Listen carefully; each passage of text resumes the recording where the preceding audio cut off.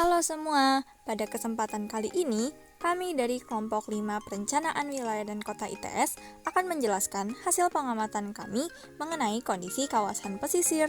Kawasan pesisir yang akan kami pilih berlokasi di Desa Banyu Urip, Kecamatan Ujung Pangkah, Kabupaten Gresik.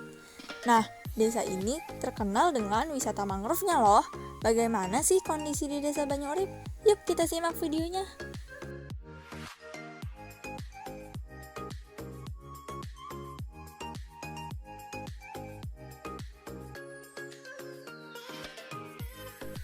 Yang pertama yang akan kami bahas adalah kemampuan lahan. Luas wilayah Desa Banyu Urip adalah kurang lebih 5,35 km kubik dengan ketinggian dari permukaan air laut 2 meter. Peruntukan wilayah Desa Banyu Urip terbagi menjadi 5 wilayah, yaitu tanah sawah dengan 58 hektar, tanah tambak 77,35 hektar, tanah kering 357,07 hektar, pekarangan 10,38 hektar, dan yang lainnya 32 hektar. Menurut data dari Google Maps, kondisi wilayah pesisir masih banyak lahan kosong atau tidak padat penduduk. Lahan kosong tersebut sebagian digunakan untuk pusat pembibitan mangrove, wisata alam, dan masih banyak juga lahan kosong yang masih belum dimanfaatkan. Kondisi lahan kosong tersebut memberikan dampak positif ke masyarakat berupa dampak ekonomi, yaitu dengan adanya wisata alam. Wisata alam yang dipamerkan oleh Desa Banyu Urip adalah wisata pantai yang dipenuhi dengan mangrove dengan berbagai fasilitas pendukung wisata yang digemari oleh para pengunjung wisata baik dari wilayah Gresik maupun dari luar daerah.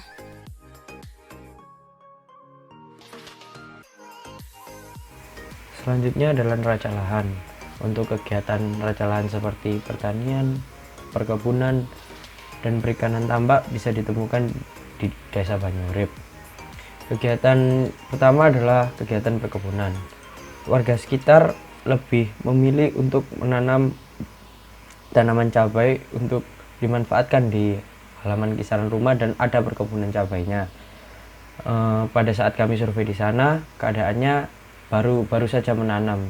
Tapi setelah kami coba bertanya-tanya pada warga sekitar, hasilnya cukup baik. Jadi cukup menghasilkan bagi warga sekitar. Selanjutnya adalah kegiatan pertanian. Untuk kegiatan pertama yang kami tunjukkan adalah kegiatan pertanian sawah atau padi. Mungkin untuk kegiatan pertanian sawah dan padi tidak sebanyak kegiatan pertanian singkong.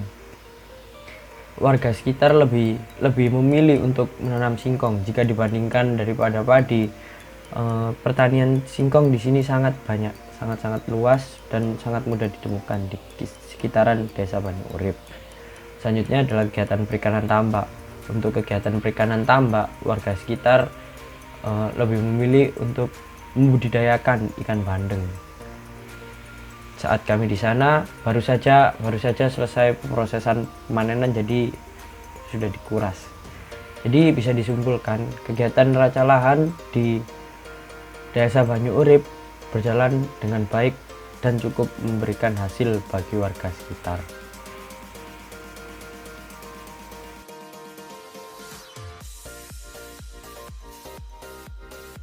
Batu kapur merupakan neraca bahan galian yang ada di Desa Banyu Urip. Batu kapur ini merupakan jenis bahan galian golongan C yang ada di Indonesia.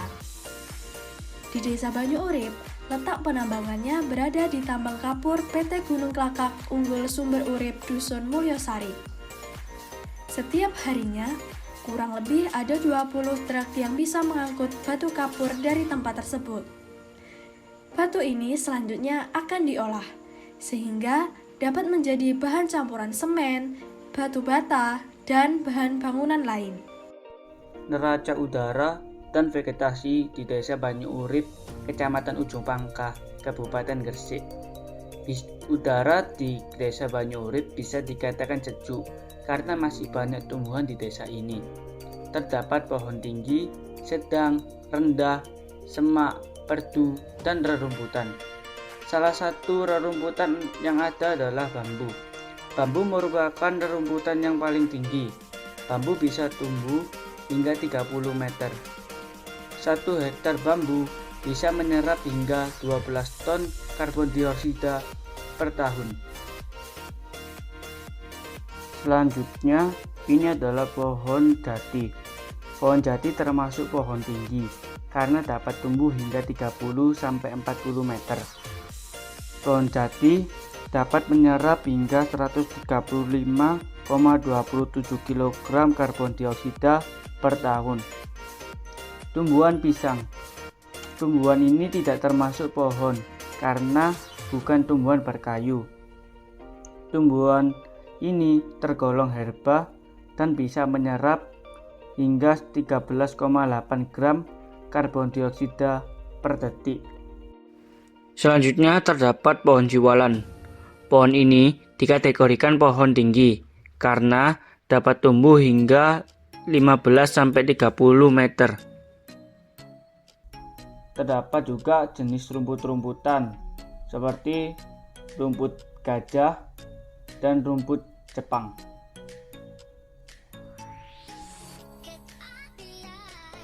Selanjutnya terdapat jenis pohon asem. Pohon ini berukuran sedang dengan kemampuan menyerap karbon dioksida sebesar 135,27 kg per tahun.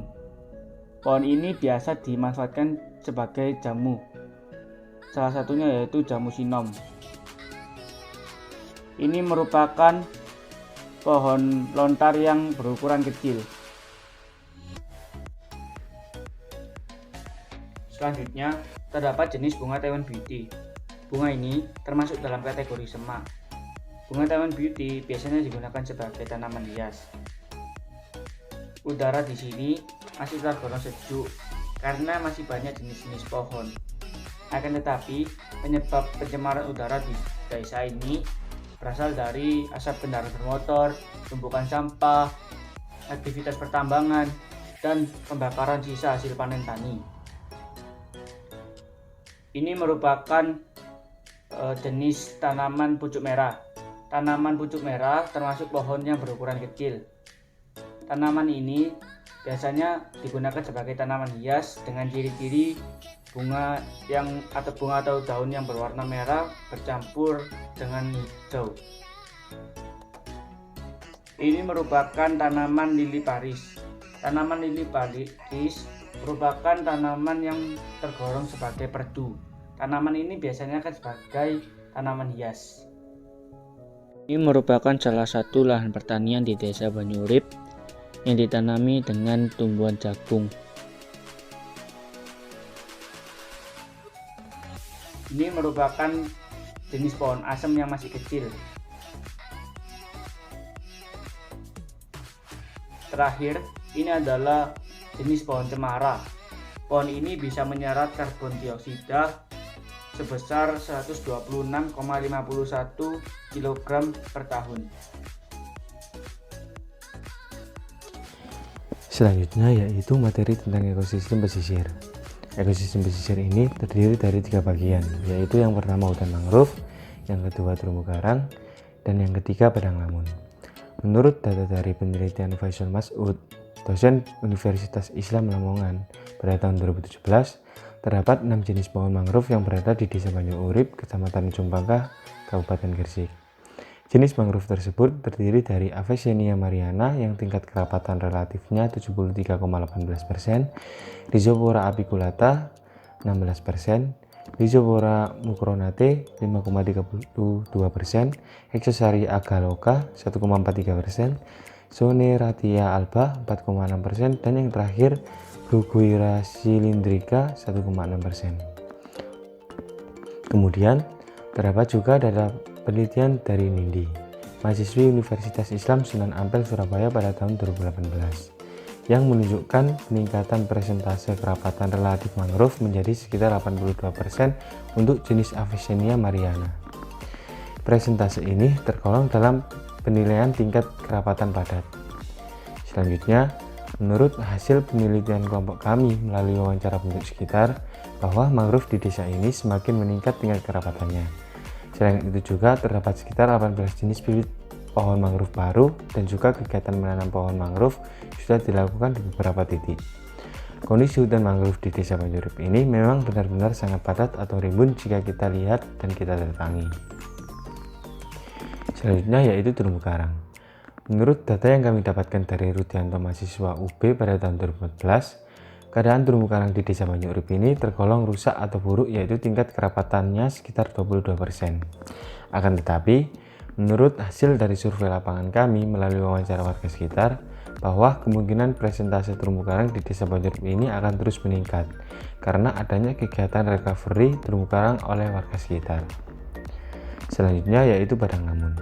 Menurut data yang kami dapatkan dari Rudianto mahasiswa UB pada tahun 2014, keadaan padang lamun di Desa Banyu Urip ini tergolong dalam penilaian tingkat kerusakan tinggi. Dan menurut hasil penelitian kami dengan wawancara bersama warga sekitar, bahwa benar, memang padang lamun di Desa Banyu Urip ini mengalami tingkat kerusakan yang tinggi. Akan tetapi, kemungkinan masih bisa tumbuh kembali walaupun tidak optimal.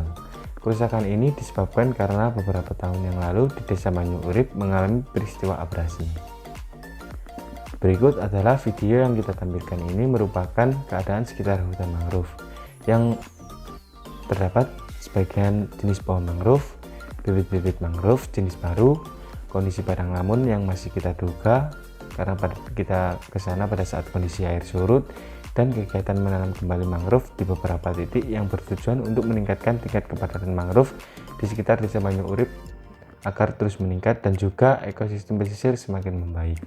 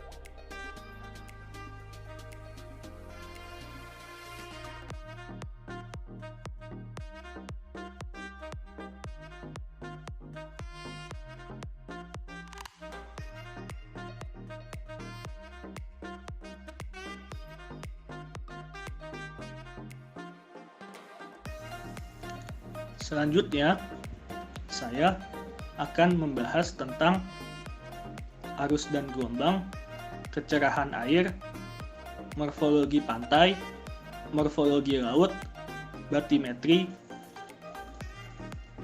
dan sumber daya hewani pada Desa Banyu Urip, Kecamatan Ujung Pangkah, Kabupaten Gresik. Pada Desa Banyu Urip terdapat kegiatan nelayan mencari ikan di laut lepas dan sekitar mangrove. Di sana juga terdapat budidaya yang berupa keramba kerang hijau. Sumber daya hewani di sana ada kerang hijau, cumi-cumi, kepiting, udang, dan ikan. Ikannya berupa ikan air laut dan ikan air tawar. Jenis-jenis ikan yang ada di sana ada ikan sembilang. Lalu ada ikan keting yang termasuk jenis ikan air tawar. Ikan belok yang termasuk jenis ikan demersal. Lalu ada juga ikan kuniran yang termasuk jenis ikan demersal juga. Dan ada ikan kembung yang termasuk ikan pelagis kecil. Pada Desa Banyu Urip, arus dan gelombangnya cukup tenang, tidak tinggi, dan tidak juga kencang. Sementara untuk kecerahannya, berdasarkan pengamatan pada lepas pantai lumayan cerah dan agak keruh. Lalu kalau pada muara kurang cerah dan agak keruh.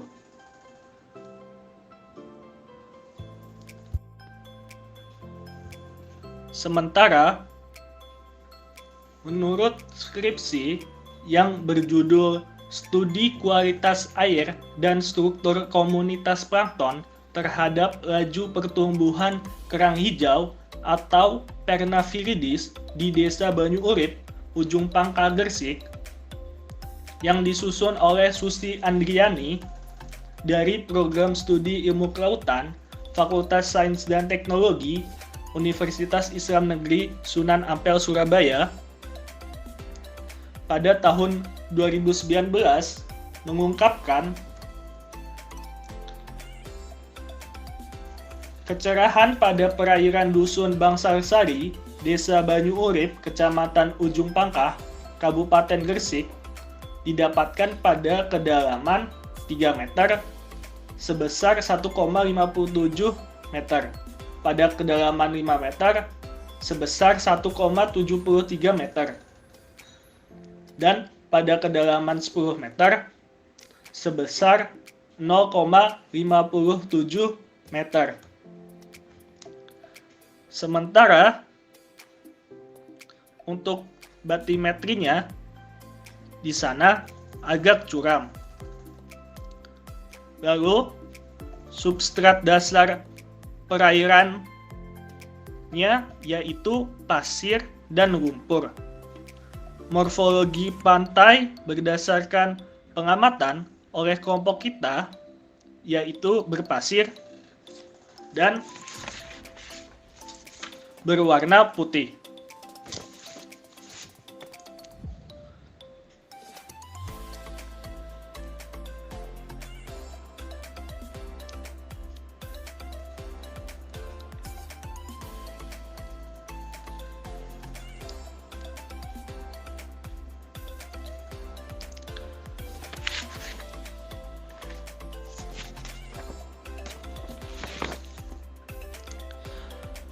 Pada Desa Banyu Urip terdapat kegiatan nelayan mencari kepiting di sekitar mangrove.